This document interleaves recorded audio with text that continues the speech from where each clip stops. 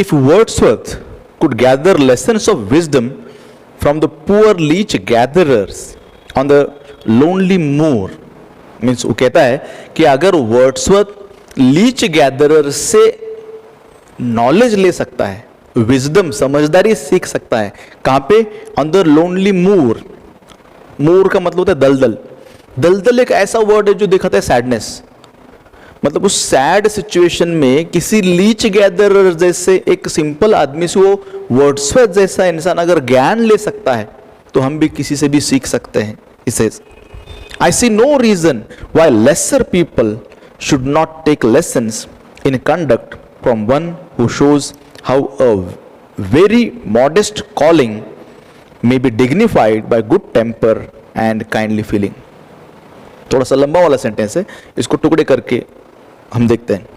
I see no reason, मतलब मुझे कोई प्रॉब्लम नजर नहीं आता, why lesser people should not take lessons in conduct.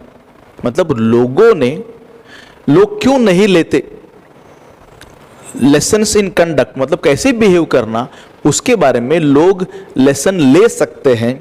In conduct from one who shows, उस इंसान से जो दिखाता है how a very modest calling.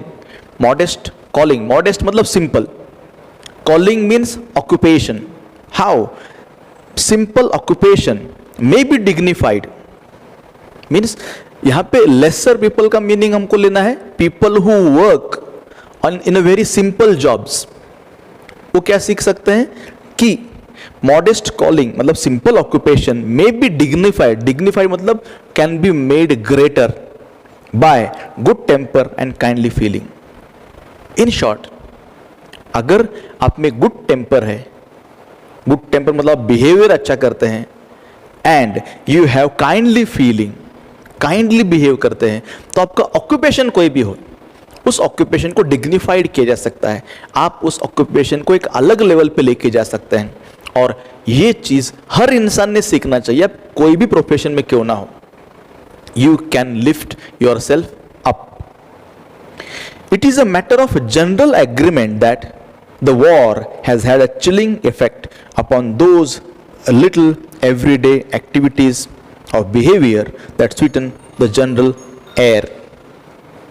It is matter of general agreement, मतलब normally ये देखा जाता है that the war has had a chilling effect. Chilling effect का मतलब होता है discouraging effect. War has had a discouraging effect upon those little everyday civilities. Those little everyday civilities मतलब ऑनेस्ट बिहेवियर. इंसान जो ऑनेस्टली बिहेव करता है ना, उसके ऑनेस्ट बिहेवियर के ऊपर वॉर का असर हुआ है. मतलब डिस्करेज किया है वॉर ने अच्छे बिहेवियर को. Civilities of behaviour that sweeten the general air, मतलब ऐसे बिहेवियर की वजह से जहां पे लोग खुश होते हैं, माहौल अच्छा होता है, ऐसे बिहेवियर वॉर की वजह से लोग नहीं करते. वॉर का क्या असर होता है? वॉर सबको दुखी बनाता है. वॉर लोगों के मन में डर की भावना पैदा कर देता है, इनसिक्योरिटी की भावना पैदा कर देता है, और इंसान चिढ़ता है. And that's why his behaviour is not civil.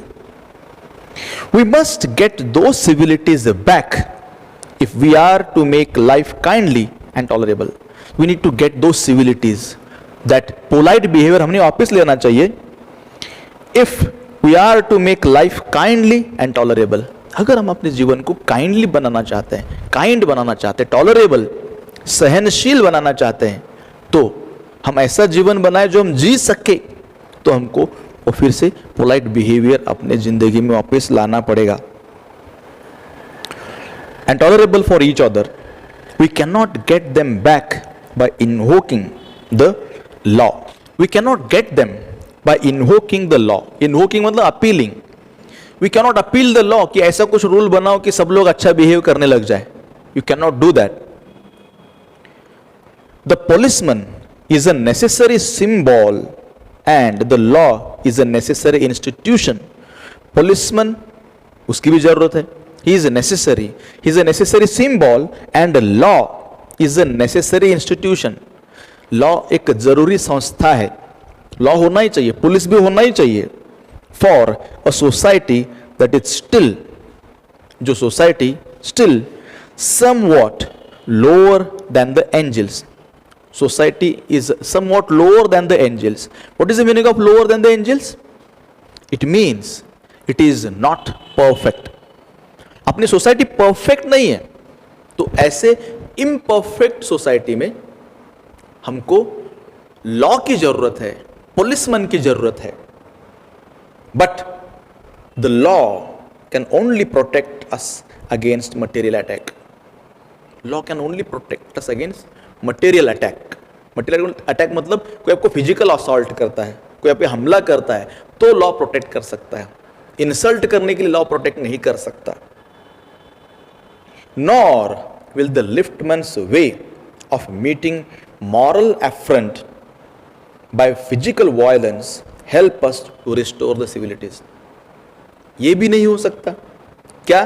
Nor will the liftman's way of meeting.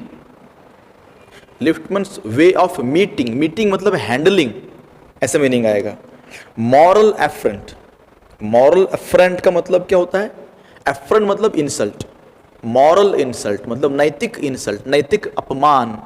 नैतिक अपमान को लिफ्टमैन ने कैसे हैंडल किया? वायलेंस से. By physical violence help us to restore the civilities. ना इससे सिविलिटीज, पोलाइट बिहेवियर रिस्टोर होगा. I suggest to him, मतलब लिफ्टमैन को, that he would have had a more subtle and effective revenge. उसके लिए एक subtle मतलब proper, clever और effective revenge था. If he had treated the gentleman who would not say please with, तो उसने कैसे ट्रीट करना चाहिए जिसने प्लीज नहीं बोला उसके साथ? ऐसा ट्रीट करना चाहिए था. कैसे? With elaborate politeness, proper politeness. उसने इंसल्ट किया, आप पोलाइट बिहेव करो. इसको इंडिया में गांधीगिरी बोलते हैं. तो गांधीगिरी कर सकता था. He would have had the victory not only over the boor, he would have had the victory. वो जीत हासिल कर सकता था. Not only over the boor, boor मतलब रूड इनसेंसिटिव पर्सन, उस इनसेंसिटिव पर्सन के ऊपर भी वो जीत हासिल करता, बट ओवर हिमसेल्फ, खुद के ऊपर भी. अब उसने उसको बाहर फेंक के खुद पे जीत हासिल नहीं की, because his behaviour was not proper. And that is the victory that counts. The victory in which you win the opponent as well as you, this counts. तो ऐसा इस मामले में हो सकता था. The polite man may lose the material advantage. जो polite होता है उसको मटेरियल एडवांटेज नहीं मिलेगा. मटेरियल मतलब फिजिकल एडवांटेज नहीं मिलेगा, मतलब उसको दूसरों के ऊपर हावी होने का आनंद नहीं मिलेगा. देखो मैंने उसको कैसे कुचल दिया, देखो मैंने उसको कैसे परेशान किया, ये एडवांटेज नहीं मिलेगा. But he always has the spiritual victory and that is important. Spiritual victory पक्का मिलती, उसको आत्मीय आनंद मिलता, मन को शांति मिलती. जब वो शाम को सोने जाता तो उसको ऐसा डिस्टर्ब नहीं होता, उसका मन विचलित नहीं होता, मन मस्तिष्क में शांति के साथ वो रात में सो सकता था. I commend to the liftman. Commend मतलब I tell, I suggest liftman a story of Chesterfield. अभी चेस्टरफील्ड ये एक स्टेट्समैन थे इंग्लैंड में, and he was the author of pattern of letters. तो उनके साथ की घटना को बताना चाहते हैं. इन इस time the London streets were without the pavements of today. तब लंदन के रास्ते पे आज के जैसे पेवमेंट्स मतलब फुटपाथ नहीं थे, प्रॉपर फुटपाथ नहीं थे. And the man who took the wall, यहां पे टुक द वॉल इसको कोटेशन मार्क में दिया है क्योंकि इसके दो मीनिंग है. पहला मीनिंग, टुक द वॉल का मतलब है to take the inner side of the road. ये रोड है और रोड के इधर दीवार है, तो दीवार के साइड से चलने वाला इंसान, ऐसे इसका मतलब होता है. पहला मीनिंग. दूसरा मीनिंग ये होता है कि a person who was form a person who was in advantageous position, ऐसे भी इसका मतलब होता है। A person who took the wall had the driest footing. Driest footing के बहुत सारे मीनिंग्स होते हैं, ओके तो ये आप सर्च कर लेना। मैं यहाँ पे जो मीनिंग लेना है आपको बोलता हूँ। यहाँ पे उसका मतलब होता है चिपकू।